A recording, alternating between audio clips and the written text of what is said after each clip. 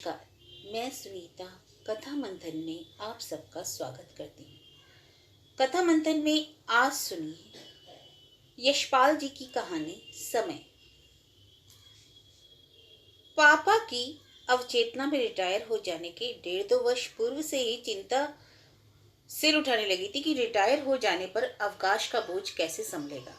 अपनी इस चिंता का निराकरण करने के लिए प्राय ही कहने लगते, लोग बाग रिटायर होकर निरुत्साह क्यों हो जाते हैं। सोचिए, नौकरी करते समय अवकाश के दिन कितने प्यारे लगते हैं। गिन गिनकर अवकाश के दिनों की प्रतीक्षा की जाती है। जब दीर्घ श्रम के पुरस्कार में पूर्ण अवकाश का अवसर आ जाए तो निरुत्साह होने का कारण, इसे तो अपने श्रम का अर्जित फल मानकर उससे पूरा लाभ उठाना और संतोष पाना चाहिए। अभाव होगा या मुक्ति मिलेगी, केवल मजबूरी से, ड्यूटी की मजबूरी से आराम और अपनी इच्छा से श्रम करने में तो कोई बाधा नहीं डालेगा। अध्ययन का मनचाहा अवसर होगा और पर आदेश से मुक्ति, इससे बड़ा संतोष दूसरा क्या चाहिए। पापा के मन में बुढ़ापे और बुजुर्गी से, या कहिए बूढ़े और बुजुर्ग समझे जाने से सदा विरक्ति ही रही है। रिटायर होने पर मितव्ययता के विचार से गर्मियों में पहाड़ जाना छोड़ दिया है। सर्विस के समय गर्मियों में महीने 2 महीने हिल स्टेशन पर रह लेने का बहुत शौक था। प्रतिवर्ष नहीं तो दूसरे वर्ष अवश्य ही पहाड़ जाते थे। पहाड़ जाते तो चढ़ाइयों पर सुविधा से चल सकने के लिए 1-2 छड़ियां जरूर खरीद लेते और हर बार नई छड़ियां खरीदते। परंतु लखनऊ लौटने पर बाजार या सैर के लिए जाते समय छड़ी उनके हाथ में न रहती।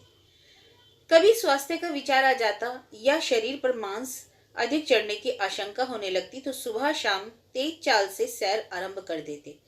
प्रातः मुंह अंधेरे सैर के लिए जाते समय अम्मी के सुझाने पर कुत्तों या ढोर डंगरों से सावधानी के लिए छड़ी हाथ में होने पर भी उसे टेक कर न चलते थे। छड़ी को पुलिस या सैनिक अफसर की तरह बेटन के ढंग से हाथ में लिए रहते। छड़ी टेक कर चलना उनके विचार से बुढ़ापे या बुजुर्गियत का चिन्ह था। पापा का कायदा था कि संध्या के समय टहलने के लिए अथवा शॉपिंग के लिए भी जाते तो केवल मम्मी को ही साथ ले जाते।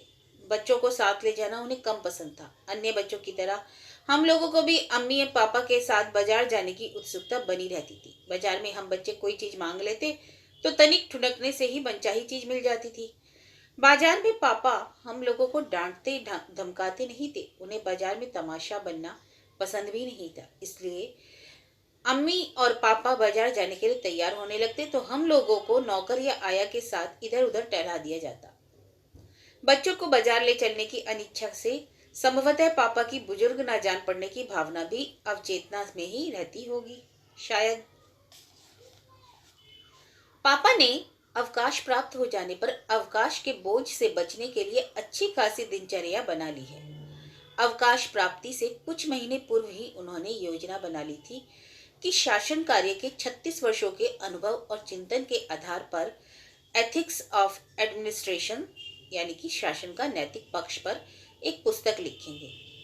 दोपहर से पूर्व कम से कम 2-2 घंटे इस विषय में अध्ययन करते रहते हैं अथवा नोट्स लिखते रहते हैं। पहले उन्हें काम के दबाव के कारण कम अवसर मिलता था, परंतु अब सप्ताह में 1-2 दिन निकट संबंधियों और इष्ट मित्रों की खोज खबर लेने भी चले जाते हैं। अब किसी हद तक वे शॉपिंग भी करने लगे हैं। रसद और साग सब्जी भी खरीद कर उनके लाते हैं। यह पहले तो उनके बस का काम नहीं था। यह काम पहले अम्मी करती थी और अब भी रिक्शा पर बैठकर स्वयं ही करती हैं। अलबत्ता हल्की फुल्की चीजें, टूथब्रश, ब्लेड, सिगरेट, सिगार, मोजे, रुमाल और दवा दारू की खरीद के लिए पापा संध्या के स्वयं हजरतगंज पैदल जाते हैं। कारण सिर्फ इतना ही कि चलने फिरने का बहाना। पापा के स्वभाव और व्यवहार में कुछ और भी परिवर्तन आए हैं। पहले उन्हें अपनी पोशाक चुस्त रखने और व्यक्तिगत उपयोग की बढ़िया चीजों का शौक रहता था। पोशाक के मामले में वे बिल्कुल बेपरवाह नहीं हो गए हैं, परंतु गत 3 वर्षों में जाड़े के आरंभ में अम्मी हर बार उनसे एक नया ऊनी सूट बनवा लेने का अनुरोध कर रही है। पापा पुराने कपड़ों को काफी बताकर टाल जाते हैं। यही बात जूतों के मामले में भी है। अम्मी खींचकर कहती है, अपने लिए उन्हें जाने क्या कंजूसी हो गई है। बच्चों को पहाड़ पर या सैर के लिए बाहर भेज देंगे, उनके लिए कपड़ों की जरूरत भी दिखाई दे जाती है, अपने लिए तो कुछ नहीं। लगता है पापा अब अपने शौक और रुचियों को बच्चों द्वारा पूरा होते देखकर संतोष पाते हैं। मानो उन्होंने अपने व्यक्तित्व का न्यास बच्चों में कर लिया है।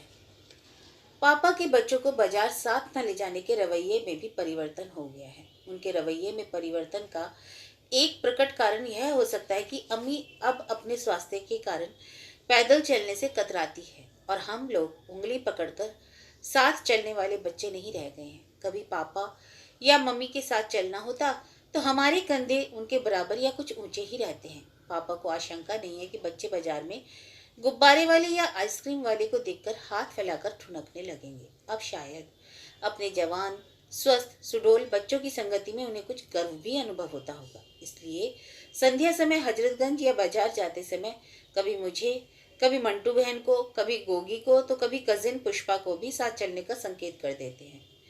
उनके साथ हजरतगंज जाने पर हम लोगों को चॉकलेट, टॉफी या आइसक्रीम के लिए कहना नहीं पड़ता। पापा हजरतगंज का चक्कर पूरा करके स्वयं ही प्रस्ताव कर देते हैं, कहो क्या पसंद करोगे, कॉफी या आइसक्रीम। हमारे समवयस्क साथी हम लोगों को बाजार, पार्क या रेस्तरां में पापा के साथ देखकर कभी कभी आंख दबाकर या किसी संकेत से हमारी स्थिति के प्रति विद्रूप या करुणा प्रकट कर देते हैं। निसंदेह पापा की उपस्थिति में सभी प्रकार की हरकतें या बातें तो की नहीं जा सकती, परंतु उनकी संगति बोर या उबा देने वाली भी नहीं होती। वे अन्य अवकाश प्राप्त लोगों की सामान्य प्रवृत्ति के अनुसार केवल अपनी नौकरी के अनुभवों, एडवेंचर्स, नवयुवक लड़के लड़कियों के लिए उपयुक्त विवाह संबंधों अथवा पुराने जमाने की सस्ती और आज की महंगाई की ही चर्चा नहीं करते। उनके मानसिक संपर्क और चिंताएं व्यक्तित्व और पारिवारिक क्षेत्र में सिमट जाने के बजाय पढ़ने और सोचने का अधिक अवसर पाकर कुछ फैली गए हैं। उनकी बातचीत में चुस्ती और हाजिर जवाबी कम नहीं हुई, बल्कि अपने को तटस्थ और अनासक्त समझ लेने में से उसका तीखापन भी कुछ बढ़ गया। परंतु हम लोग उनकी संगति के लिए बचपन के दिनों की तरह ललायत नहीं रह सकते। कारण यह है कि 18-20 पार करने पर लेने पर हम लोग भी अपना व्यक्तित्व अनुभव अब करने लगे हैं। हम लोगों की अपनी रुझाने, अपने काम और अपने क्षेत्र हो गए हैं। उनके आकर्षण और आवश्यकताएं भी रहती हैं। कभी कभी पापा की आवश्यकता हमारी संगति के लिए उनकी इच्छा और हमारी अपनी आवश्यकताओं और आकर्षणों के द्वंद्व की स्थिति आ जाना अस्वाभाविक नहीं है। संध्या समय हम लोगों में से किसी न किसी को साथ ले जाने की इच्छा में पापा के दो प्रयोजन हो सकते हैं। एक प्रयोजन तो वे स्वीकार करते हैं, उन्हें बूढ़ों या बुजुर्गों की अपेक्षा नवयुवक की संगति अधिक पसंद है। दूसरा कारण पापा प्रकट नहीं करना चाहते। लगभग 1 वर्ष से उनकी नजर पर आयु का प्रभाव अनुभव हो रहा है। अधिक देर तक पढ़ने लिखने से धुंधलापन अनुभव होने लगता है। विशेषकर सूर्यास्त के पश्चात यदि सड़क पर प्रकाश कम हो तो ठोकर खा जाते हैं और प्रकाश अधिक होने पर चकाचौंध से परेशानी अनुभव करते हैं। इसलिए संध्या समय बाहर जाते हैं तो हम लोगों में से किसी को साथ ले जाना चाहते हैं। पिछले जाड़ों की बात है, उस दिन डाक में आई पत्रिका में एक बहुत रोचक लेख पढ़ रहा था। पापा के कमरे से अम्मी को संबोधन करती आवाज सुनाई दी, एक जग गर्म पानी भिजवा देना। यह संकेत था कि दिन ढल गया है और पापा बाहर जाने की तैयारी आरंभ कर रहे हैं। तब ध्यान आया, सूर्यास्त का समय हो जाने से कमरे में प्रकाश कम हो गया था। बिजली का बटन दबाकर प्रकाश कर लेना चाहिए था, परंतु वह यात्रा वर्णन समाप्त किए बिना पत्रिका हाथ से छूट न रही थी। पापा की बाहर जाने की तैयारी अनेक घोषणाओं और पुकारों के साथ होती है ताकि सब जान जाएं वे बाहर जा रहे हैं और कोई उनके साथ ही हो ले। मैंने सुना तो, परंतु मन जापान के उस यात्रा वर्णन में गहरा रमा हुआ था। पढ़ते पढ़ते भी पापा की बाहर जाने की तैयारी की आहटें कान में पड़ रही थी।